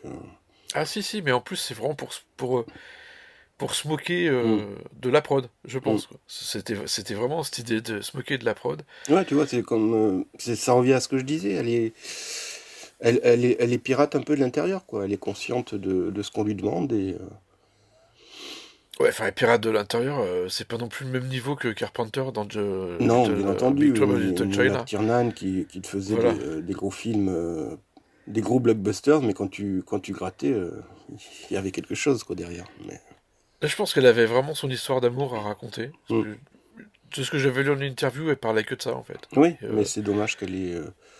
soit qu'elle ait raté, soit qu'on lui je ait pense dit qu'on lui a de... imposé, Voilà. des scènes d'action. On lui a Ouais. dit, fais Matrix, les gens Matrix, ils veulent voir absolument des explosions, des bastons, des fusillades. Je Mm. supporte plus les fusillades, j'en ai marre. C'est un truc... ça finit par me fatiguer, c'est tous ces passages obligés. Et En fait, maintenant, comme tu disais, c'est vrai que le cinéma, c'est devenu une formule, quoi. Ouais, un produit, quoi. Comme tu mais dis, ça fait longtemps hein, que c'est une formule, hein. Ça on fait quand même coche des très très cases longtemps. et... ce qui est inquiétant, c'est que il y a quelques décennies, quoi, dans les années 80, hein, on avait tous ces jeunes réalisateurs qui étaient des passionnés, des vrais cinéphiles, des vrais cinéphages, quoi, et qui avaient envie de faire des films, et qui ont marqué le cinéma. Et là, on a plus rien, on a des réalisateurs interchangeables, quoi. Moi, j'arrive pas à ressortir de tous ces films récents un réalisateur. Il n'y a pas quelqu'un qui me fait dire, tiens, lui, je vais regarder, je vais le suivre pour voir, parce que c'est intéressant. J'ai bien aimé le réalisateur, je sais même plus son nom, c'est le matin en fait, il faut savoir que c'est le matin. Je suis réveillé depuis pas longtemps là, et j'ai un problème avec les noms. Mais par exemple, le réalisateur de Under the Silver Lake, je trouvais que Mm, il avait vraiment quelque chose à dire, et c'est aussi peut-être pour ça qu'il tourne pas beaucoup mm. finalement, parce qu'il est peut-être moins malléable. Et Oui, il y a quand même quelques réalisateurs, mais qui ont du mal, ils ont vraiment du mal à émerger, ou alors faut qu'ils se vendent pour deux trois films pour essayer de faire un film plus personnel. oui, ou de toute façon, ou alors il faut passer par la case streaming et plateforme, parce que malheureusement, les, euh, les salles sont réservées aux gros films, alors à notre époque, t'avais plein de petits films, quoi. Donc, Alors ça, c'était prévu, enfin prévu. Il y avait eu en France, c'était Claire Denis, je crois, qui avait parlé des films du milieu, qu'il n'y en aurait plus. Il y aurait soit des tout petits films, mm, soit des très gros films. Et c'était aussi annoncé par Spielberg et Lucas, quand ils parlaient du même problème, et qu'au bout d'un moment, on va faire des gros films à 300 millions de dollars. ouais, Il suffira qu'il y en ait un ou deux qui se plantent, et c'est la fin du cinéma, quoi. bien Et sûr. je pense qu'on arrive à la fin du Mm, cinéma, mais dans le sens tel qu'on le connaissait, c'est-à-dire on, on va avoir un film moyen au niveau capitaux, et il y en aura de moins en moins. Mais ça va durer un temps, hein, parce que je pense que les gens ont besoin d'aller au cinéma, ont besoin de se retrouver, parce que socialement c'est important, sauf si on réussit entre-temps à les, à les mettre dans la matrice, c'est-à-dire mm. devant leur télé, ouais, tu bouges plus de ton grand écran, mais je pense qu'il y a toujours ce besoin social qui est là. De toute façon, il n'y a rien qui remplace un grand écran. Moi, j'ai vu Matrix, j'étais au quatrième rang. Tout ça pour dire que avant tous les ans, Warner avait une franchise, parce qu'on parlait des franchises, Et Warner avait Harry Potter ou distribué d'autres choses. Enfin voilà, et là, il n'y a plus rien. On n'attend plus rien en fait. Peut-être que maintenant, ils redémarrent une franchise même au rabais avec Matrix. Je sais pas du tout comment ça peut se passer. Enfin, en tout cas, ils ont besoin d'avoir des vues à long terme, un peu comme Disney, comme tout ça. Et d'ailleurs, à ce sujet, professeur, est-ce que tu as des attentes pour l'an prochain? Est-ce qu'il y a des films où tu es excité comme un petit pou? Est-ce qu'il y a des choses que tu as envie de voir? Est-ce que tu as de l'espoir? Il y a des choses que j'aurais envie de voir, oui, mais qui n'existent pas. Donc ce sont des films dans ma tête. Mais non, étrangement, cette question aurait pu me paraître être une colle. Et finalement, non, j'ai pas d'attente. Je... Il n'y a plus rien qui m'excite quoi, dans le cinéma en ce moment. Je veux dire, je suis pas dans l'anticipation. Je prends ce qui vient, mais j'attends rien en fait. Alors qu'avant, je me souviens quand on avait une actualité qui était quand même nettement décalée par rapport aux États-Unis où les blockbusters sortaient fin mai, entre mai et juin, et nous on les attendait à la rentrée des classes en septembre, quoi. On passait tout un été fébrile à guetter la moindre information parce qu'à l'époque nous n'avions pas Internet, hein, et quand arrivait septembre, c'était génial. Ça a compensé le fait de devoir retourner à l'école en plus. C'est vrai. Mais, mais là, non, aucune attente, rien du tout. Il y aura certainement de bons films, mais il n'y a rien qui me pousse à me dire, tiens, je vais attendre le tel mois ou tel mois parce qu'il y a tel film, quoi. Alors peut-être que je deviens vieux, je sais pas, mais après, je pense que c'est certainement cyclique, hein. On est dans un état de fait où on est en plein dans l'hégémonie de Disney, quoi, qui dévaste tout et qui avale tout sur son passage et qui impose une façon de faire du cinéma. Et où on le voit par exemple, j'ai pensé tout à l'heure, on le voit dans la durée des films. Aujourd'hui, un film ne peut plus faire moins de 2h30, c'est impossible. Moi, quand je les vois, j'ai l'impression d'assister au premier montage. Ils n'ont pas fait de montage derrière, quoi. Ils ne savent plus réaliser, ils ne savent plus monter. Ils balancent tout comme ça. Et Des fois, on dirait aussi des épisodes pilotes, hein. voilà, c'est ça. On est toujours dans ce concept du feuilleton, en fait, de la série. Et d'ailleurs, tiens, j'ai noté une citation du maquilleur, l'excellent Rick Baker, que j'ai lu récemment. Bon, en fait, elle date parce qu'il parlait du film Underworld. Je crois que c'est Underworld. Oui. Avec les loups-garous et les vampires, là. Ouais. Et il disait, ce n'est pas parce qu'on peut montrer 100 loups-garous marcher au plafond qu'on doit le faire. Et je trouve que c'est encore plus pertinent aujourd'hui parce que Disney, surtout Disney, hein, nous impose avec le numérique des images. Enfin, ils peuvent tout faire. Moi, je me souviens dans le dernier épisode de Star Wars où on a toute cette armada de croiseurs interstellaires, quoi, du premier ordre ou du dernier ordre. Je sais plus dans quel ordre ils Même sont. quand les rebelles arrivent, c'est pareil, Ouais. hein. On en a plein, on en prend plein la face, mais il y a un tel trop plein que ça annihile l'effet en fait en lui-même, l'impact. Il n'y a aucun impact.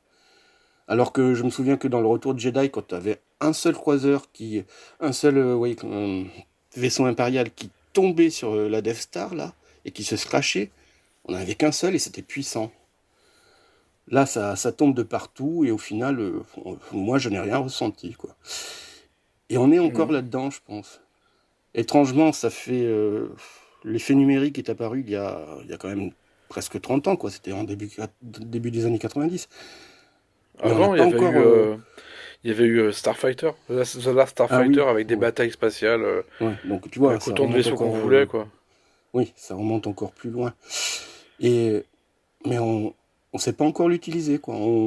Je sais pas, c'est encore une fin, c'est pas un moyen, et on sait pas quoi en faire. On fait du numérique parce on peut faire du numérique, on peut tout vous montrer, donc on vous montre tout. Mais non, c'est pas ça. Ça, il faut doser les choses. Il faut doser la durée des films, il faut doser le montage, il faut doser les effets, et on n'est pas du tout dans cette optique-là. Alors je dis que peut-être, oui, comme les choses sont cycliques au cinéma, peut-être que on va arriver au bout de cette tendance et on va repartir sur autre chose. Mais quand, je ne sais pas. Enfin, Je j'ai sais fait pas, je long, mais pense pour répondre que- à ta ouais. question, non, je n'attends rien. D'accord, ouais, j'attends pas grand-chose non plus. Parce que cette année, j'ai pas vu grand-chose. Si, il y a eu des bons blockbusters, histoire de voir. J'ai eu des petits films sympas. Ça. J'ai vu une grosse bouse cette année, par contre. J'ai vu Camelot. Voilà, bon, c'était une aparté qu'on mettra pas dedans. C'était juste parce que ça m'a choqué. Je l'ai vu Mhm. avant-hier. Je voulais t'en parler. D'accord. Ouais, mais n'empêche que mine de rien, même en France, tu vois, voilà quoi. Quand il y a des moyens, on n'en profite pas. Mm. Et on bourre le film de comédien, on bourre le film d'arguments, de prétextes, on va dire. Genre, comme les Américains avec les effets spéciaux, quoi. Oui, oui, Ça voilà. peut pas être mauvais parce que on vous sature Mm. d'images, de chocs, d'action, et en fait, derrière, il y a que dalle, quoi. Et ce qui est symptomatique de ce cinéma-là, bah, c'est les Fast and Furious, où ça se finit dans l'espace. Mm. En voiture, dans l'espace. Tu vois, on en arrive à un cinéma. Alors, je suis d'accord, le cinéma, ça vient de la fête foraine à la base, hein. C'est un art forain, quoi. Mm. Mais il y a un moment aussi, putain, faut quand même. Faut qu'on suive une histoire, quoi. Sinon, Oui, oui, oui. sinon il n'y a plus rien, c'est de la pornographie, sinon. Il n'y a plus de. Tu Ben vois, voilà, voilà, c'est ce quoi. que je te dis. On peut tout faire. On est arrivé à une maîtrise de l'outil numérique absolument bluffante. Mais on a oublié derrière le scénario. On a oublié la réalisation. On a oublié beaucoup de choses. Je crois que c'est pas oublié, je crois que c'est une volonté. C'est comme la. Tu vois, chez Marvel, il n'y a pas de musique, par Mm. exemple, ou très très peu de Non. musique. Et c'est une volonté. C'est d'uniformiser, d'aplatir, en fait. Oui, oui, oui, oui, je suis d'accord avec toi. C'est Parce que une. dès le moment où tu peux dire, imagine, tu vois un Marvel, tu te dis, ah là, putain, la photo est jolie Mm. et la musique est vachement bien, bah ça va dévaloriser les autres. C'est clair. Et tu peux pas dévaloriser une série de films. Et il y a un moment, ben, t'es obligé d'aller au plus bas pour que tout soit bas, pour que tout se ressemble. Comme ça, t'as plus de, tu peux pas, voilà, ce que tu compares pas, peut pas perdre de la valeur s'il y en a pas. Enfin, peut-être que je m'exprime mal là-dessus, quoi, mais Non, non, non, c'est vraiment le moins disant, quoi, tu vois. c'est vrai qu'il n'y a pas un film qui se détache d'un autre. Les réalisateurs sont interchangeables. À part James Gunn, je trouve, ou Gunn, je sais plus. Pour Les Gardiens de la Galaxie, j'aime beaucoup ce qu'il a fait, mais il Bah, y a que lui bizarrement, qui j'aime est pas sorti Thor, du mais lot. j'aime bien la réalisation de Thor. Mm. Même si j'aime pas le film. Je veux dire, toi, il y avait une idée, quoi. Mm. Il y avait cette idée théâtrale, opéra. Enfin, on était dans un opéra, quoi. Et après, c'est pas maîtrisé, hein, franchement. Mais ouais, James Gunn, ouais. Mais son deuxième, il m'a vraiment fait chier, hein. Le deuxième Mais Gardien de la c'est Galaxie. vrai que, comme tu dis, oui, tous les films Marvel doivent être au même niveau, en fait. Donc, ouais, un ne doit pas se détacher d'un autre parce que c'est même pas un film, c'est une série au final, quoi. Comme on l'a Ouais, dit. mais ceci dit, quand je lisais Strange, quand j'étais gamin, ben, ça changeait de dessinateur des fois. Mm. Oui, bien sûr. T'avais ta série qui changeait de dessinateur, tes personnages changeaient un peu de tête, et puis c'était différent. Oui, oui. T'avais des dessinateurs dynamiques, d'autres qui étaient vraiment Mm. pépères, et puis ça passait, quoi. Tout passait bien, tu vois. Et on oublie, et là, ça fait bizarre, c'est le fait de. C'est peut-être aussi parce que, ils peuvent reprendre des bouts de films de dans un autre. Enfin, remarquer sur tout ça, d'ailleurs, je crois. Parce qu'en fait, il y a des flashbacks, il y a des sidebacks, enfin, Mm. non, je sais pas comment on appelle ça maintenant, quoi, parce qu'on peut tout faire. Oui. Et là, le dernier Spider-Man, je t'encourage à aller le voir juste pour l'expérience. Mm. Ça défonce tout au niveau narration, puisque le film se nourrit de films précédents qui n'avaient rien à voir en fait à la base. Oui, À part le producteur, oui, oui. Sony, quoi. Mais ça n'avait rien à voir, et je pense que c'est un tremplin pour que Sony produise des Spider-Man produits, enfin, comme la série de Sam Raimi, quoi, la première série. Je pense Mm. qu'ils vont faire la suite de ça 20 ans après. Moi, je le sens, mais gros comme une maison, quoi. Parce que Oui, ça pourrait être le cas parce que bon, les carrières de Kirsten Dunst et Tobey Maguire sont un peu en stand-by, je trouve. Mais ça serait bien si Sam Raimi revenait et avait le contrôle, mais j'en doute. Mais Non, mais ça ouais, veut mais dire le aussi cas d'avoir des personnages Spider-Man plus était matures, intéressant hein. parce que moi j'ai quand même halluciné quoi sur quoi, le premier film de Sam Raimi doit avoir 20 ans. C'était c'était après, Ouais, c'est ça. après 2001, quoi. Parce que je me rappelle, la Ouais. première bande-annonce, il y avait le World Trade Center. Ah ouais, Et, tout à fait. donc, en 20 ans, on a quand même rebooté la série, la franchise deux fois, quoi, déjà. Ouais, mais c'est une histoire de droit, c'est les droits qui se perdent Oui, sinon. oui, je sais qu'il y a eu des problèmes de droit, mais c'est quand même assez aberrant, quoi. Oui, c'est aberrant, tout à fait. C'est aberrant, et puis d'un autre côté, enfin, quand on voit C'est comme... le dernier Spider-Man, on voit vraiment.